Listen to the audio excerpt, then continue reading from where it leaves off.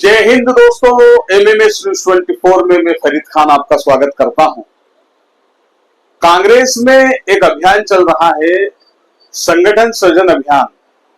उस अभियान को लेकर यह बात कही जा रही है कि जो कांग्रेस के पूर्व राष्ट्रीय अध्यक्ष हैं राहुल गांधी और जो कांग्रेस के अध्यक्ष हैं खड़गे जी, उन्होंने इस अभियान की शुरुआत की है और कांग्रेस को किस तरह से आने वाले वक्त के लिए तैयार किया जाए, इसी को लेकर हम जो कांग्रेस के जो नेता हैं उन लोगों से बात कर रहे हैं।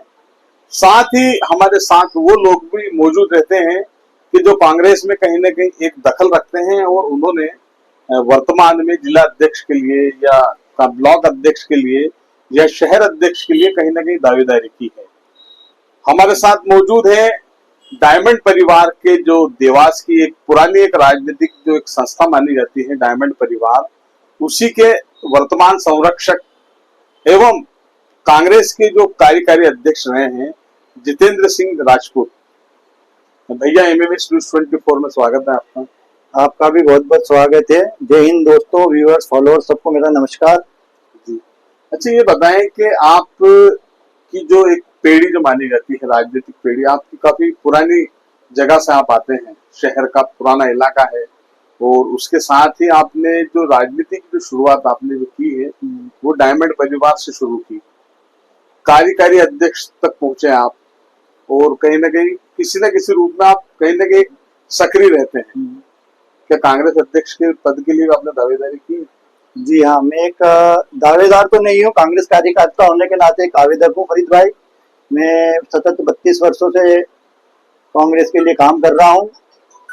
कांग्रेस के लिए एक कार्यकर्ता के रूप में मैंने विभिन्न पदों पे काम किया है, विभिन्न पदों के लिए आवेदन दिया है और मैं कांग्रेस के लिए सतत यही काम कर रहा हूँ 32 वर्षों। अच्छा, आपने जो आवेदन दिया है, अब ऐसे में जिन लोगों के साथ अपन ने काम किया है और जो भारतीय जनता पार्टी है वहां पर जो वर्तमान में जो मध्य प्रदेश के जो अध्यक्ष बनाए गए हेमंत खंडेलवाल, आपके यहाँ पर एक उम्र की बात आती है लेकिन वहां पर तो 60 साल की व्यक्ति को अध्यक्ष बना दिया गया है।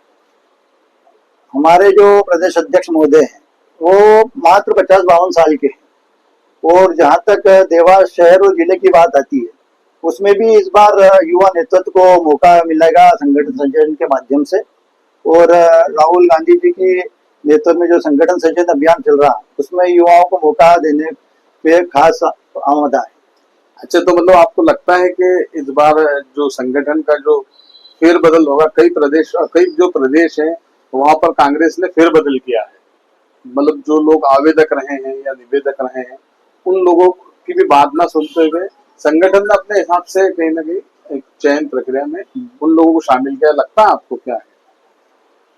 फरीद भाई, कांग्रेस को संगठन के रूप मजबूत करने के लिए राहुल जी ने जो संगठन सृजन अभियान चलाया उसमें उन्होंने कुछ गाइडलाइंस जारी की है। सबसे सर्वप्रथम तो इसमें है कि जो बीजेपी से साठगांठ वाले लोग हैं उनको सबसे पहले दरकिनार करना है। उसके बाद फिर उनको युवा तर्ज पर कांग्रेस का स्थापना करना, जो ताकि आगे जाकर बीजेपी के मुद्दे जनता के बीच में रख सके, बीजेपी का विरोध कर सके और वो अपने सरकार बना सके उस प्रदेशों में।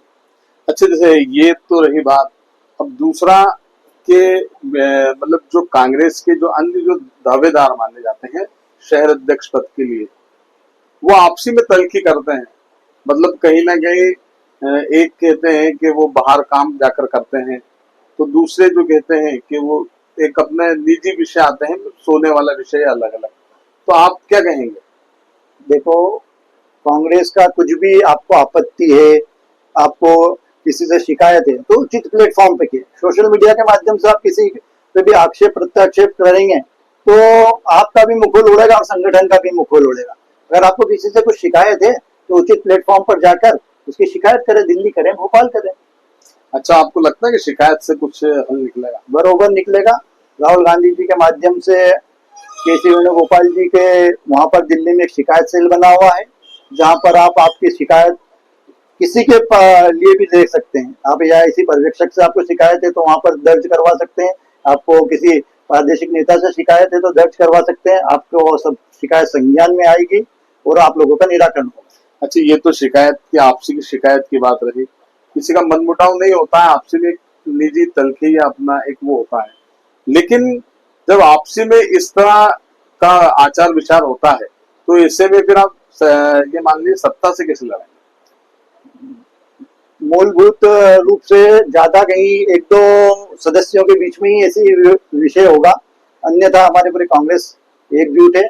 सब लोगों ने बिल्कुल शालीनता से अपने अपना पक्ष रखा, रायशुमारी में किसी प्रकार का कोई विवाद नहीं हुआ, सब चीज सुनियोजित तरीके से हुई है और हमारे पर्यवेक्षक महोदय भी बड़े खुश होकर गए। नहीं, जैसे आप पर्यवेक्षक की बात कर रहे हैं, लेकिन उनके सामने तो शिकायतों का एक दौर चला, उन्होंने खुद देखा कि यहाँ पर किस तरीके की हालात है, तो ऐसे में कहाँ देखेंगे कांग्रेस को आने वाले भविष्य में?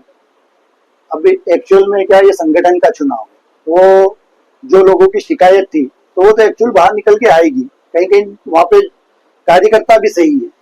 कार्यकर्ता अगर अपने पर्यवेक्षक के सामने शिकायत नहीं करेगा या अपनी आपत्ति दर्ज नहीं कराएगा तो फिर किसके सामने जाएगा? तो जो अनावश्यक हुई है, व्यक्तिगत आरोप लगे हैं, अनावश्यक हुई है, वो बात गलत है। बाकी जहाँ पार्टी संगठन के हित में जो भी शिकायत हुई है वो वाजिब है। अच्छा, आने वाले वक्त में कांग्रेस को आप कहाँ देखते हैं? क्योंकि पिछला लंबा जो 35 साल का जो सूखा है देवास में, या 2009 का लोकसभा चुनाव में सज्जन वर्मा यहाँ पर जीत कर आए थे, उसके बाद से फिर वही स्थिति है, तो कहाँ देखते हैं आप? देवास की जनता विगत 30 वर्षों से ठगी गई है। 3 दशकों से यहाँ पर कोई रोजगार नहीं है, सब फैक्ट्रियां बंद हो रही है लाइट और पानी की वजह से। यहाँ के भाजपा के उदासीन जनप्रतिनिधि किसी और भी नहीं रखते। अब ये जनता तक हमको ये मैसेज ले जाना है कि यहाँ पर जो तुम्हारी समस्या है तुमसे जलकर भरवाते हैं और पानी 3 दिन में देते हैं। यहाँ पर आप स्वास्थ्य सुविधा देख लो तो एम्बुलेंस नहीं आती है, उसके पहले डॉक्टर ने इंदौर रिफर कर देते हैं। तो समदड़िया ने पूरे देवास में शासकीय जमीन पे कब्जा कर लिया। तो यहाँ पर बहुत सारे इशू है जो हम जनता के बीच में जाएं, उनको समझाएं, तो निश्चित ही यहाँ पर फेरबदल इस बार होगा। नेक्स्ट विधानसभा और लोकसभा चुनाव में देवास जीतेगी। अच्छा, ये अब जैसे मैं वापस फिर अपने सवाल पर आ रहा हूँ कि एक दावेदारी अभी आपने वर्तमान में शहर अध्यक्ष के लिए की है, तो आपने 3 साल पहले जो महापौर चुनाव था उसमें भी आपने अपनी धर्मपत्नी के नाम से आवेदन किया था।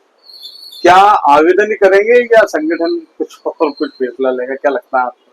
अगर 35 साल हो गए हैं और संगठन में दावेदारी या वहां पर आपसी में सब कार्य करते ही क्या रहेगा? हमारी आस्था कांग्रेस परिवार में है, हमारे नेता राहुल गांधी जी में है और राहुल गांधी जी ने हमारे जैसे कार्यकर्ताओं को चिन्हित करने के लिए ही संगठन सृजन अभियान निकाले और हमें इस बार बहुत आशावादी प्रवृत्ति के साथ हम उनकी तरफ देखते हैं कि सारी जो प्रक्रिया है पारदर्शी तरीके से हो और सामने आए। अच्छा लगता है। मेरा महापौर वाले विषय में आपने मुस्कुरा के जवाब तो दिया, लेकिन जो मेरा सवाल है उसको आपने घुमाने की कोशिश की। मतलब दावेदारी वाला सवाल है, दो ही और दावेदारी का क्या है, मतलब आगे क्या क्या है? श्रीमान जी, हम एक एज ए कार्यकर्ता कांग्रेस के लिए काम करते हैं। अब हम हमारे नेताओं के समक्ष अपना प्रस्तुत करते हैं। अब अगर हमारे नेता में अयोग्य समझते हैं तो हमें मौका नहीं देते चुनाव लड़ने के लिए। ये मुझे किसी से किसी बात की कोई शिकवा शिकायत नहीं है। मैं जब तक एज अ कार्यकर्ता काम करूंगा मैं हमेशा आवेदक रहूंगा। पार्टी जब भी मौका देगी मैं पार्टी के लिए आगे काम करूंगा। अच्छा, एआईसीसी ने एक जो सिस्टम जो तैयार किया है, तो सभी लोग जहां तक जो जानकारी निकल कर आ रही है सूत्रों से कि बात ऊपर से होगी, ऊपर से ही सब कुछ होगा, तो क्या है ऊपर कोई है आपका? क्या ऊपर तो मेरा सिर्फ राहुल गांधी जी है, उनमें मेरी बड़ी आस्था है और राहुल गांधी जी जो हमारे न्याय योद्धा है उनसे न्याय की अपेक्षा है। हमको न्याय की अपेक्षा की बात कर रहे हैं यहाँ पर जितेंद्र सिंह राजपूत। वो खास तौर पर अपने जो प्रिय लोग हैं उनके सभी के बीच में उन्हें मोंटा दरबार के नाम से सभी लोग जानते हैं। हंसमुख है, मिलनसार हैं, कार्यकारी अध्यक्ष भी रहे हैं और डायमंड पैनल जो देवास की काफी पुरानी जो एक ऐसी पैनल थी जिसने कई नेताओं को गढ़ा, कई व्यापारियों को गढ़ा, कई प्रशासनिक अधिकारियों को गढ़ा। और अब 32 वर्षों बाद जितेंद्र सिंह यही मांग कर रहे हैं कि हमने भी आवेदन किया है, हम भी दावेदार हैं। अब आने वाला जो संगठन में जो नया सृजन कर रहे हैं उस सृजन में संगठन हमें कहाँ जगह देगा, ये तो हम लोग फैसला देखेंगे कि कांग्रेस संगठन क्या फैसला लेता है। नमस्कार।